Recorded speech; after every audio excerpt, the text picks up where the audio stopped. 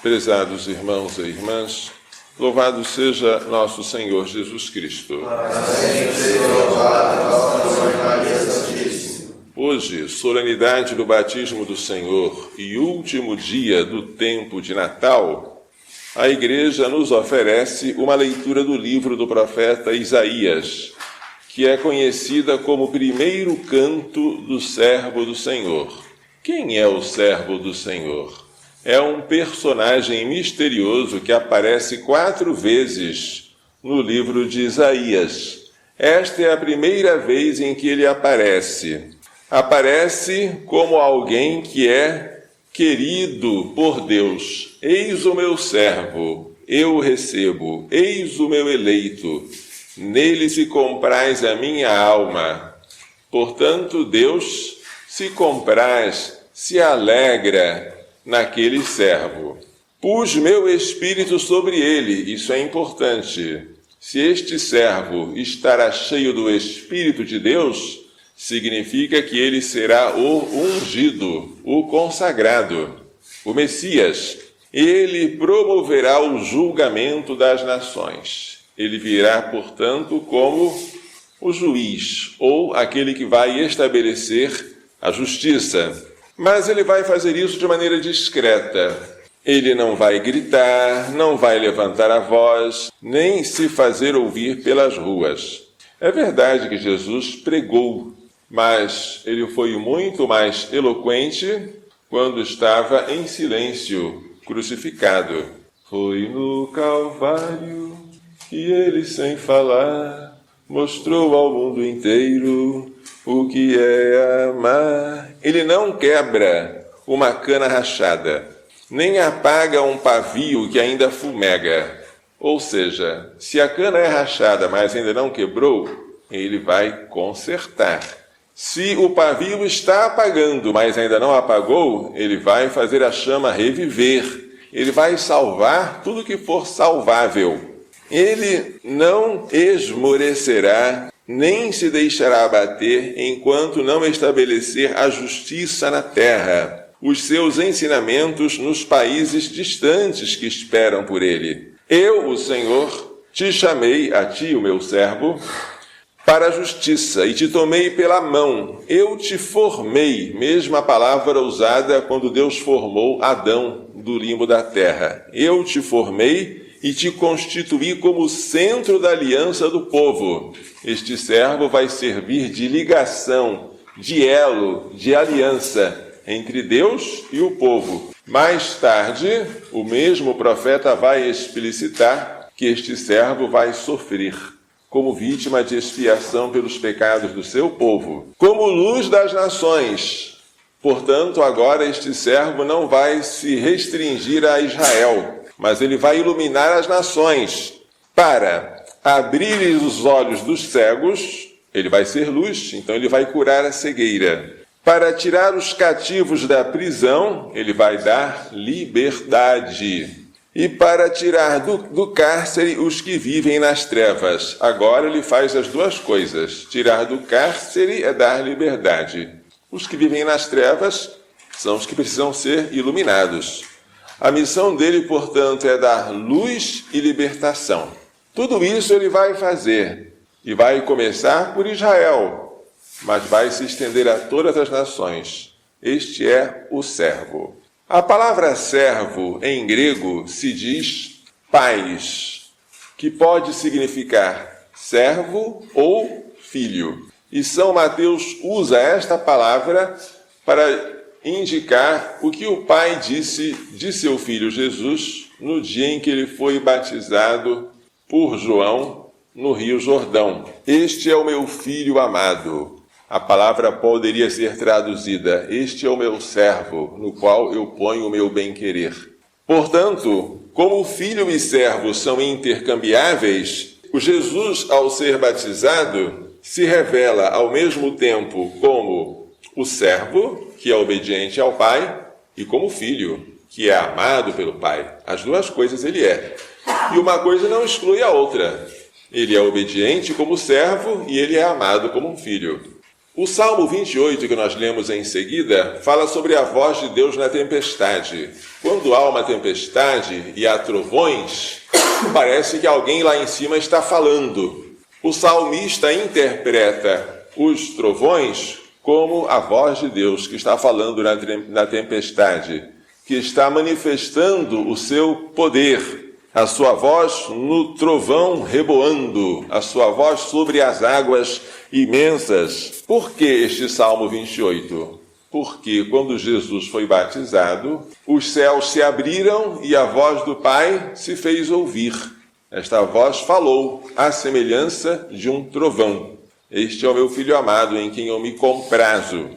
A segunda leitura, tirada dos Atos dos Apóstolos, é um discurso de São Pedro na casa de Cornélio. São Pedro estava na cidade de Jope quando teve uma visão de uma trouxa que se desenrolava e dentro dela havia toda sorte de animais, inclusive os animais que os judeus eram proibidos de comer, animais impuros como os porcos. E uma voz dizia: mata e come. Mas, Senhor, eu nunca provei nada de impuro, nenhuma carne impura passou pelos meus lábios. E a voz disse: não chame de impuro aquilo que Deus purificou. E esta visão ocorreu mais 2 vezes, até que a trouxa se recolheu. E São Pedro ficou intrigado. O que quer dizer isso? E vieram homens buscá-lo da cidade de Cesareia, dizendo que um certo Cornélio, que não era judeu, mas era simpatizante do judaísmo, era chamado adorador de Deus, tinha tido uma visão também. E a visão era a seguinte: Cornélio, as tuas esmolas chegaram até Deus, as tuas obras de caridade foram ouvidas por ele. Vai agora até Jope, onde está um certo Simão chamado Pedro, e ele vai indicar a você o caminho da salvação. Então, quando os homens chegaram até onde estava Pedro, na cidade de Jope, Pedro foi sem hesitar, embora ele soubesse que era proibido para um judeu entrar na casa de um gentio. Mas tudo aquilo que ele tinha visto autorizava-o a dizer que Deus queria que ele fosse lá. E quando entrou na casa de Cornélio, e Cornélio se ajoelhou com a sua família para receber dele as palavras de salvação, então Pedro disse: de fato, estou compreendendo que Deus não faz distinção entre pessoas. Pelo contrário, ele aceita quem o teme e pratica a justiça, qualquer que seja a nação a que pertença. São Pedro toma consciência de que a salvação não é um privilégio dos judeus, mas ela é estendida a todos aqueles que creem e temem a Deus. E o centurião Cornélio será um deles. Agora, para ser salvo, não é preciso ser judeu.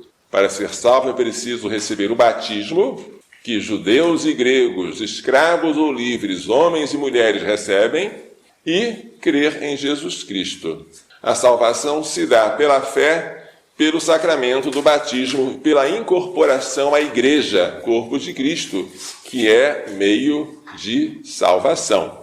Simão começa a explicar, porque Cornélio e sua família estão sedentos. Começa a explicar. Deus enviou sua palavra aos israelitas e anunciou a boa nova por meio de Jesus Cristo, que é o Senhor de todos. Vós sabeis o que aconteceu em toda a Judéia, a começar pela Galiléia, depois do batismo pregado por João. Aquele batismo com que João batizava no Rio Jordão, batismo ao qual o próprio Jesus se submeteu. Desde aquela época, o que foi que aconteceu? Jesus de Nazaré foi ungido por Deus com o Espírito Santo e com poder, porque o Espírito Santo desceu sobre ele em forma de uma pomba, visível, corporal, e andou por toda parte, fazendo bem e curando a todos os que estavam dominados pelo demônio, porque Deus estava com ele. O sermão, o anúncio de Pedro para aquela família há um Salvador, seu nome é Jesus, e ele começou o seu ministério público na ocasião em que ele foi batizado por João o Batista no Rio Jordão. Foi lá que ele se manifestou como o Messias, porque o Espírito Santo desceu sobre ele, e o Messias, por definição, é aquele que está cheio do Espírito Santo. E o Pai deu testemunho dizendo: este é o meu Filho amado, em quem eu me comprazo. Filho que também pode ser traduzido como servo, aquele que é obediente à minha vontade. Por isso eu me comprazo nele. O Evangelho hoje apresenta, na versão de São Mateus, o batismo de Jesus. Jesus veio da Galileia, ou seja, de Nazaré, onde ele morava, para o Rio Jordão, a fim de se encontrar com João e ser batizado por ele. Mas João protestou, tentou impedir, dizendo: eu preciso ser batizado por ti, e tu vens a mim? Batizar é um rito de imergir na água, simbolizando a purificação. Mas Jesus, que tinha para ser purificado? Eu, João, é que devo ser purificado por ti. Ele entendia a sua indignidade. Mas Jesus, que quando morreu na cruz foi contado entre os malfeitores, quando quis ser batizado por João, ele se fez como se fosse um pecador entre nós. Ele não precisava ser purificado, mas como nós, como se fosse um de nós, ele se submeteu ao ritual da purificação.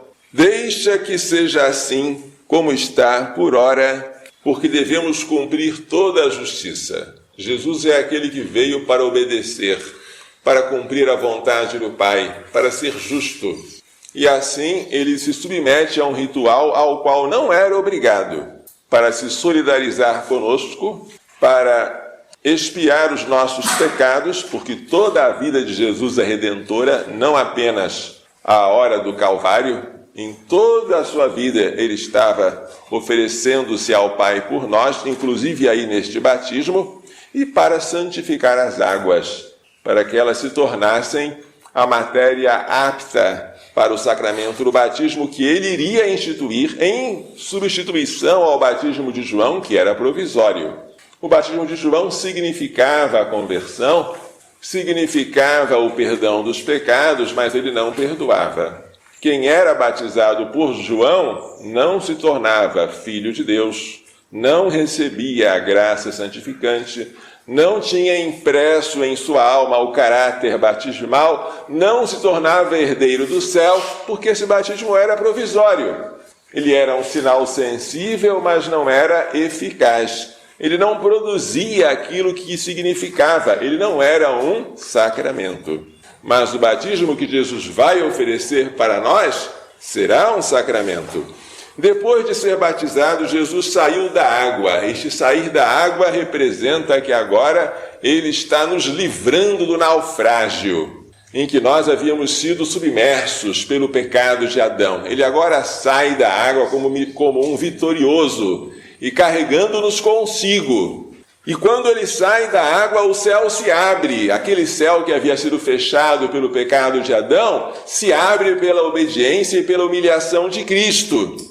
E Jesus vê o Espírito de Deus, que é a terceira pessoa da Santíssima Trindade, descendo como uma pomba e vir pousar sobre ele. O Espírito desce e permanece sobre ele. Ele é o Messias. E do céu se ouve uma voz que dizia: este é o meu Filho amado, no qual eu pus o meu agrado. O batismo de João é provisório, mas o batismo que Jesus instituir será definitivo.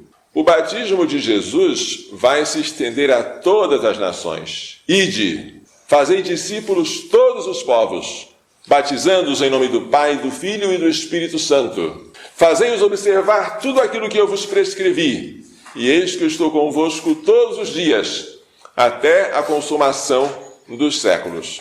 Assim termina o Evangelho de São Mateus.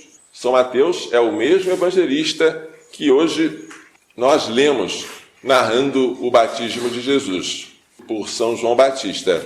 Mas para Jesus nos dar o batismo, com esta eficácia de comunicar a graça, ele tem que merecer esta graça por nós, para nós. Como é que ele vai merecer? Com o seu sacrifício cruento ao Pai, com derramamento de sangue na cruz. quando ele se entregar ao Pai em nosso favor e em nosso lugar, então ele vai de fato abrir os céus. E ele vai deixar para a igreja um sacramento simbolizado pela água que jorrou do seu lado aberto pela lança, sacramento este que não será apenas uma recordação ou um símbolo, mas será um sinal eficaz. Quem não renascer da água, que é o elemento natural, e do Espírito, que é o agente sobrenatural, não poderá entrar no reino dos céus. Então Jesus institui o sacramento do batismo como necessário para a nossa salvação. Quem crer e for batizado será salvo. Quem não crer será condenado. O batismo agora é a porta de entrada para a igreja. Todos nós somos batizados, não apenas na água, mas sobretudo no Espírito. E assim nós formamos um único corpo. E temos uma mesma herança que é o céu. Entre nós, membros deste corpo, circula a mesma vida, que é a graça, a vida de Deus em nós. E se nós não temos a desgraça de estarmos desligados deste corpo pelo pecado mortal, nós podemos dizer com São Paulo, eu vivo, mas já não sou eu, é Cristo que vive em mim. O maior dos sacramentos é a Eucaristia, em que Jesus está presente com o seu corpo, sangue, alma e divindade, e na qualidade de homem verdadeiro e Deus verdadeiro se entrega a nós como alimento. Mas o mais importante dos sacramentos é o batismo, porque é por ele que eu entro na igreja, e é por ele que eu passo a me tornar filho e herdeiro de Deus, e co-herdeiro de Cristo. O batismo tem que ser festejado. Todos vocês sabem o dia em que nasceram, mas talvez muitos não saibam ou não se lembrem o dia em que foram batizados. Esse dia é mais importante que o dia do nascimento corporal. Nós deveríamos festejar e deveríamos ensinar nossos filhos a festejar. Se temos afilhados no dia do batismo, mais do que no dia do aniversário natalício, deveríamos cumprimentá-los, dar presentes. Este é o dia em que você nasceu para Deus, em que você de simples criatura se tornou filho. E isso tem consequências. Você não pode se comportar como os animais, como as plantas, como a terra, a água e os astros. Você tem que se comportar de maneira digna de seu pai. Você tem que reconhecer a sua dignidade. Você participa da natureza divina pelo sacramento que você recebeu naquele dia. Tudo isso é motivo de grande alegria para nós. Também de grande responsabilidade, de tremor, porque a quem muito foi dado, muito será cobrado. E é um motivo também de que nós pensemos quantas pessoas, em número muito grande, adultas, não foram batizadas ainda. Não conhecem a Cristo, não receberam o sacramento que as incorpora a Cristo, ainda não pertencem à igreja que Jesus deixou como meio de salvação, e nós temos que ir até elas para anunciar a salvação através do batismo, para encaminhá-las à pia batismal depois que elas se arrependerem de seus pecados e para fazer com que elas se tornem filhas de Deus e irmãs nossas. Nenhum de nós pode querer ser salvo egoisticamente. Nós somos e devemos ser uma família, e devemos nos salvar em comunidade. Não é bom que o homem esteja só. Não é bom que eu queira me salvar só. Eu tenho que arrastar multidões comigo. Que Maria Santíssima, que nos trouxe o autor do batismo, nos faça entender e pôr em prática as lições desta liturgia. Louvado seja nosso Senhor Jesus Cristo.